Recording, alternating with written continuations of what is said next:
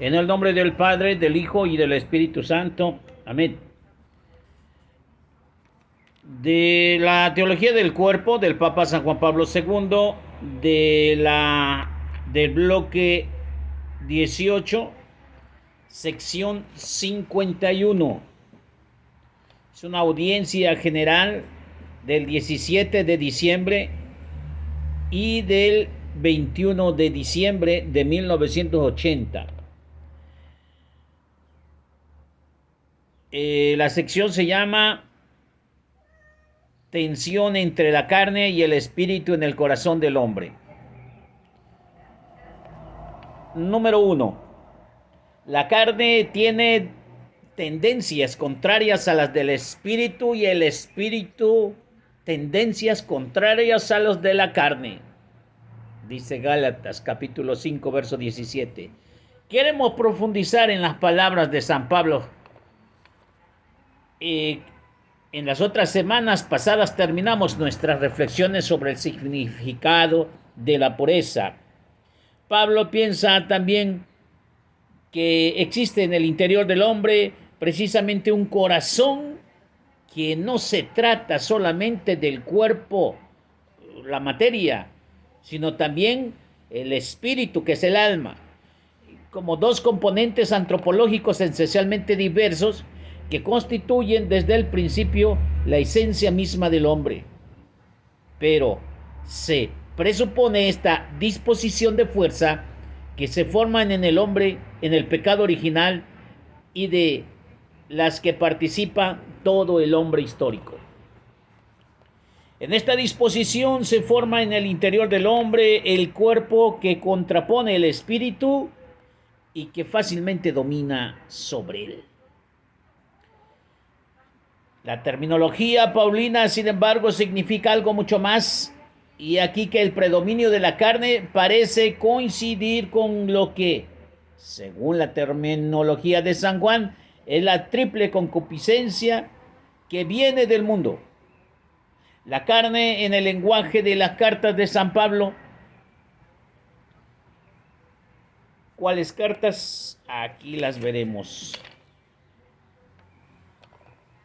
La interpretación de la palabra griega sars en la carne, según las cartas de Pablo, donde el texto de la carta, en la carta de los Gálatas, por ejemplo, se puede especificar al menos el significado distinto de sars. Al escribir las Gálatas, Pablo combatía contra los peligros que almacenaban la joven comunidad cristiana. Por otra parte, los convertidos del judaísmo intentaban convencer a los convertidos del paganismo para que aceptaran la circuncisión y era obligatoria en el judaísmo. Pablo les echa cara que se glorían de esa carne. Esto es, de poner en esperanza la circuncisión de la carne. Carne en el contexto significa que, pues, la circuncisión como símbolo de una nueva sumisión a las leyes del judaísmo. El segundo peligro en la joven iglesia provenía del influjo de los neumáticos, los cuales entendían que la obra del Espíritu Santo más bien como divinición del hombre que potencia operantemente el sentido ético. Estos la llevaban a infravalorar los principios morales. Al escribirles, Pablo llama carne a todo lo que se acerca al hombre al objeto de la concupiscencia y halaga con la promesa seductora de una vida aparentemente más plena. Sartre, pues, se gloría igualmente de ley como de la infracción y en ambos casos promete lo que no puede mantener. Pablo distingue explícitamente entre el objeto de la acción y el azar. El centro de la decisión no está en la carne. Entrad en el espíritu y no deis satisfacción a la concupiscencia de la carne, dice Gálatas 5:16. El hombre cae en la actividad de la carne cuando se confía a la carne y a lo que ella promete. Ese es en el sentido de la ley de la infracción de los mandamientos. Inicia no solo al hombre exterior, sino también en el hombre interiormente sometido al mundo. ¿Por qué está sometido al mundo? Vamos a ver ese inciso. San Pablo subraya en las cartas del carácter dramático de lo que se desarrolla en el mundo, puesto que los hombres por su culpa han olvidado a Dios.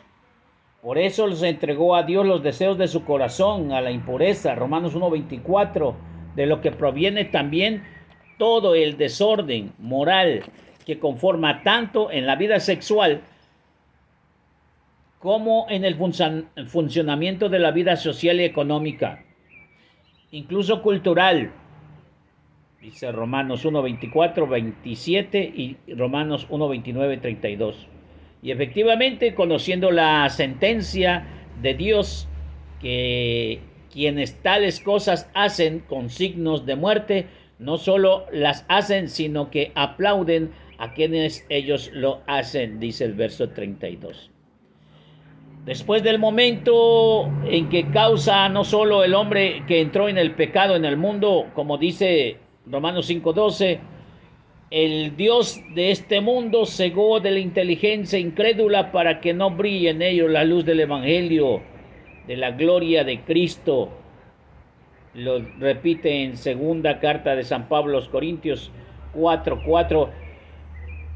Y por eso también la ira de Dios se manifiesta desde el cielo sobre toda la impiedad, la injusticia a los hombres, en la que su injusticia apresiona la verdad de la justicia, dice Romanos capítulo 1, verso 18.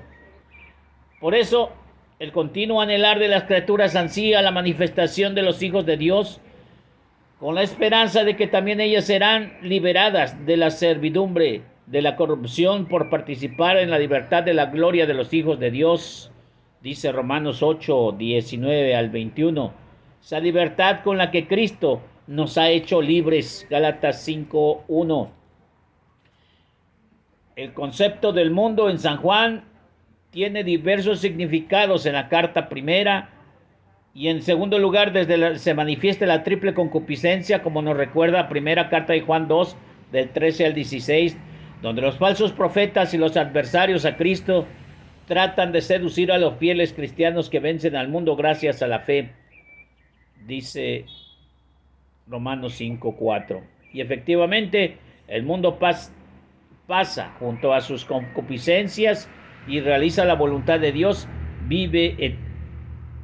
y el que realiza la voluntad de Dios vive eternamente. Romanos 5, 2, capítulo 2, verso 17. Continuamos. En cierto sentido, cerrado ya en el ámbito de los valores que solo pertenecen al mundo y esos fines que es capaz de imponer al hombre, valores, por lo tanto, a los que el hombre en cuanto carne es precisamente sensible.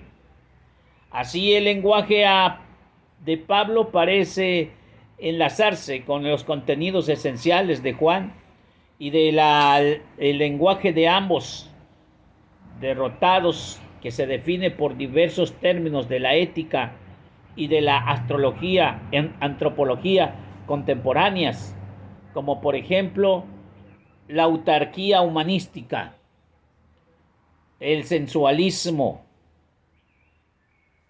la autosuficiencia, el secularismo.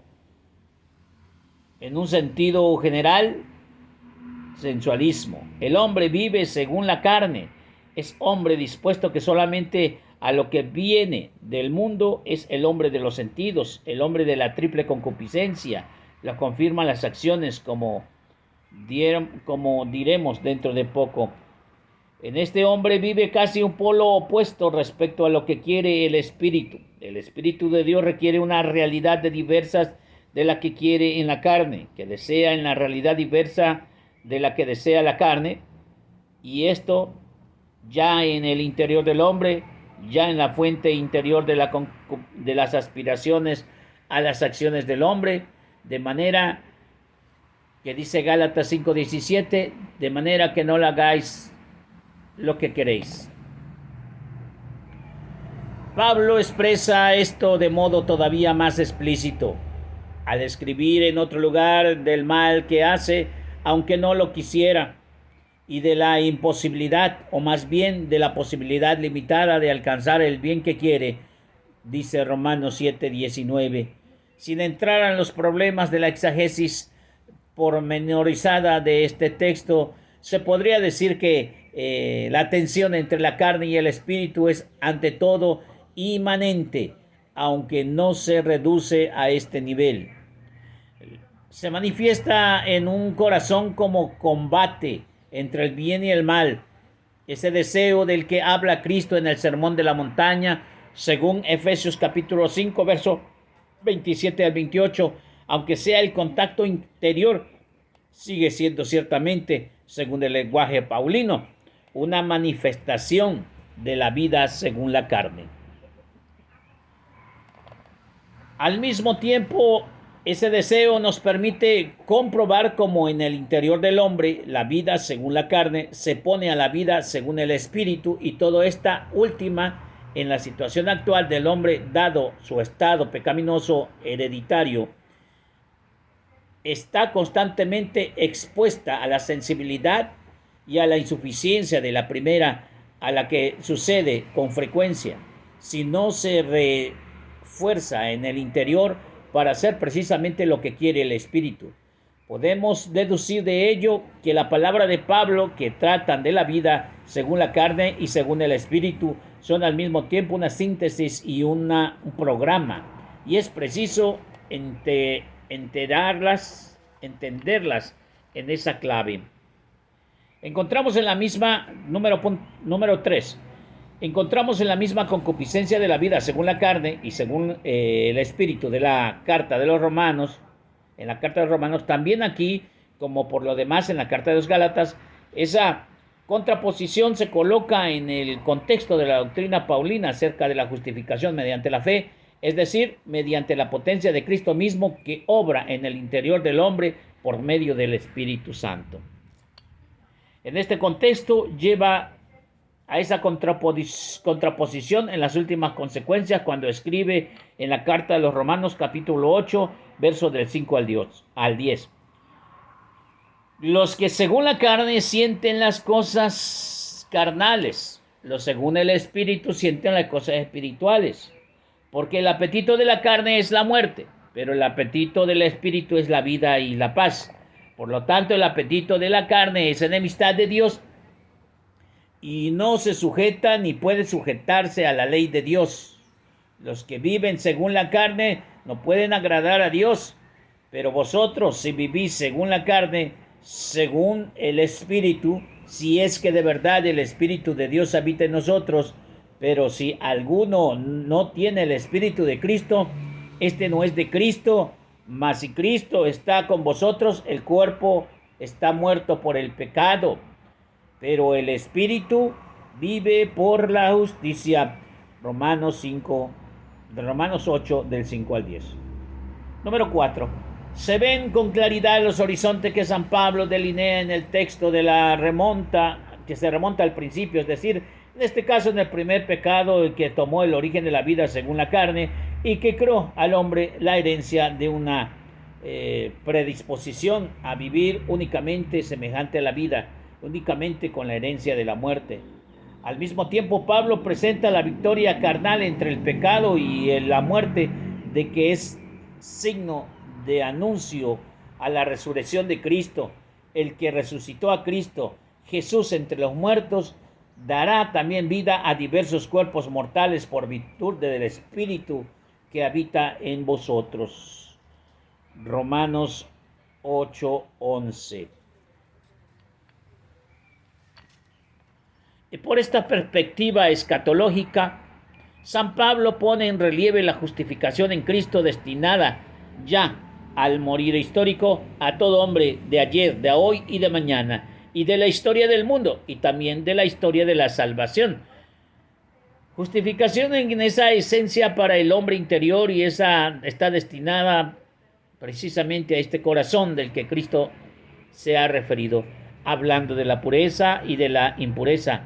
En el sentido moral, esta justificación por la fe no constituye simplemente una dimensión del plan divino de la salvación y de la justificación del hombre, sino que es, según San Pablo, una auténtica fuerza que actúa en el hombre y que se revela y se afirma a las acciones. Número 5. He aquí de nuevo las palabras de la carta a los Gálatas. Ahora bien, las obras de la carne son manifiestas, a saber, fornicación, pureza, lasciva, idolatría, hechicería, odios, discordia, celos, rencillas, disensiones, divisiones, envidias, homicidios, embriagueces, orgías y otras como estas. Corintios 9, 19 al 21. Y los frutos del Espíritu son caridad, gozo, paz, paciencia, longanimidad, afabilidad, bondad, fe, mansedumbre y templanza. Capítulo 5, versos 22 y 23 de la carta de los Corintios. En la doctrina paulina, la vida según la carne se opone a la vida según el Espíritu, no solo en el interior del hombre, en su corazón, sino como se ve, se encuentra un amplio y diferenciado campo para traducirse en obras.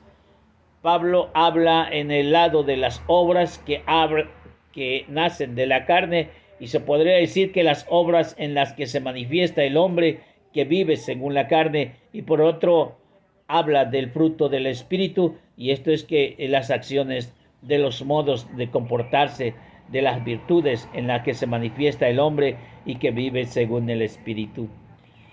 Mientras en el primer caso nos encontramos con el hombre abandonado de la triple concupiscencia de lo que dice San Juan, que viene del mundo. En el segundo caso nos hallamos frente a lo que ya antes habíamos llamado el etos de la redención. Ahora solo estamos en disposición de establecer plenamente la naturaleza y la estructura del etos.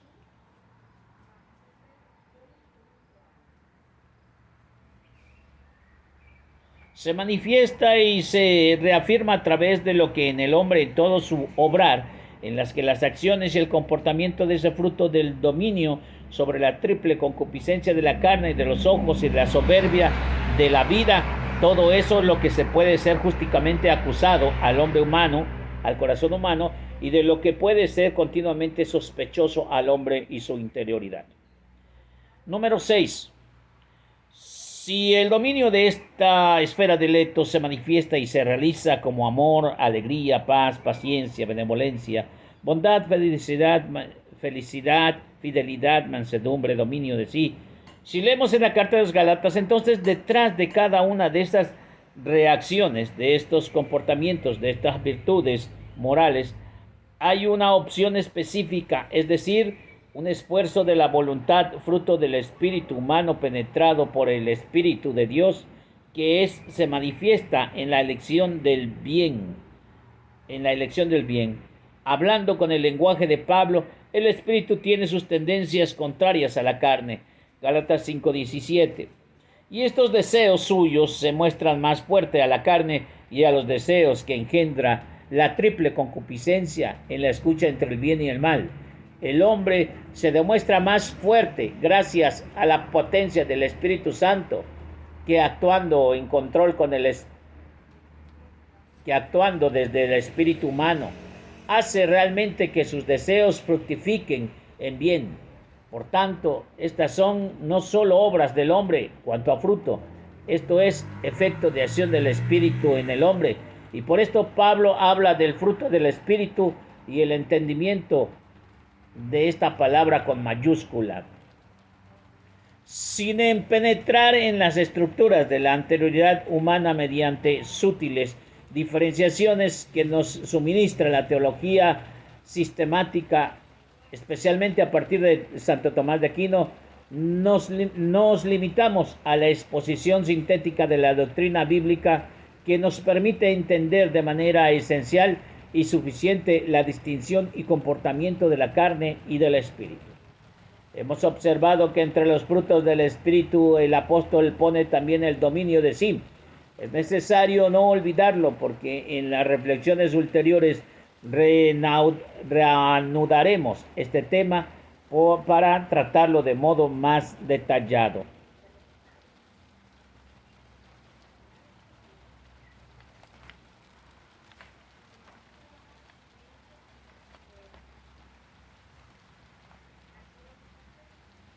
Los exegetas hacen observar que, aunque a veces para San Pablo el concepto de frutos se aplica también en las obras de la carne, por ejemplo, Romanos 6, 21, 7, Romanos 6, verso 21. Sin embargo, el fruto del Espíritu jamás se llama obra. En efecto, para Pablo, las obras son actos propios del hombre, aquellos que Israel pone sin razón la esperanza del que responderá ante Dios. Pablo evita también el término virtud, arete, que se encuentra una sola vez en sentido muy general. En la carta de Filipenses capítulo 4, verso 8, en el mundo griego esta palabra tenía un suficiente demasiado antropocéntrico, especialmente los estoicos ponían en relieve la autosuficiencia y la autarquía de la virtud. En cambio, el término fruto del Espíritu subraya la acción de Dios en el hombre. Ese fruto crece como el don de la vida, cuyo único autor de la vida es Dios. El hombre puede a lo sumo favorecer las condiciones adecuadas para que el fruto pueda crecer y madurar. El fruto del Espíritu es una forma singular correspondiente de algún modo a la justicia del Antiguo Testamento y abarcar conjunto de la vida conforme a la voluntad de Dios, y corresponde también en cierto sentido a la virtud de esos estoicos que era indivisible. Los vemos, por ejemplo, en Efesios 5, verso 9. El fruto de la luz es toda bondad, justicia y verdad. No participéis de las obras infructuosas de las tinieblas. Sin embargo, el fruto del Espíritu es diferente a todo de la justicia como la virtud, porque Él en todas sus manifestaciones y diferenciaciones se ven en los catálogos de las virtudes. Contiene el efecto de la acción del Espíritu, que en la Iglesia es el fundamento y la realización de la vida del cristiano. La lectura estuvo un poco larga, son muchas cosas que anexar, son muchas cosas que decir, pero según brevemente en 3 minutos diremos que la tensión de la carne y del espíritu en el corazón del hombre es una lucha constante, lo hemos visto, que no solo afecta a lo exterior, sino también lo interior, lo exterior que sería la carne, el interior que sería la mente. Pero que hay muchas versiones de lo que se puede decir carne, y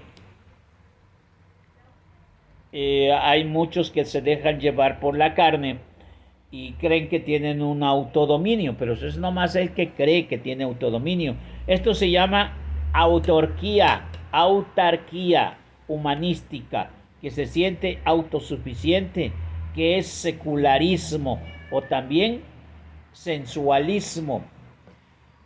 Hablaba de los neumáticos, gente que cree que ya lo siente y lo sabe todo y que tuercen los ojitos para hacer oración a Dios y se sienten ya tocados de la mano de Dios, y por lo tanto también ya se sienten autosuficientes y ya no quieren ser corregidos. Pero el hombre, así dice Gálatas, debe de autodominarse y debe de dirigirse, de manera que no hagáis lo que queráis, dice Gálatas 5:17. Dice que al final de cuentas, el lenguaje paulino, una manifestación de la vida según la carne. Cuando te dejas llevar la carne, cuando te dejas llevar por el Espíritu, entonces son diferentes frutos. Y Romanos 8:5 dice que los que se dejan llevar por el Espíritu son de Dios y los que se dejan dominar por la carne son del demonio. Fácil. Y los frutos del Espíritu, nos hace una lista en Romanos 5:22, y frutos de la carne, Romanos 5:19. Hasta ahí vamos a dejarle. Dios me los bendiga. Sigamos meditando con respecto a la teología del cuerpo.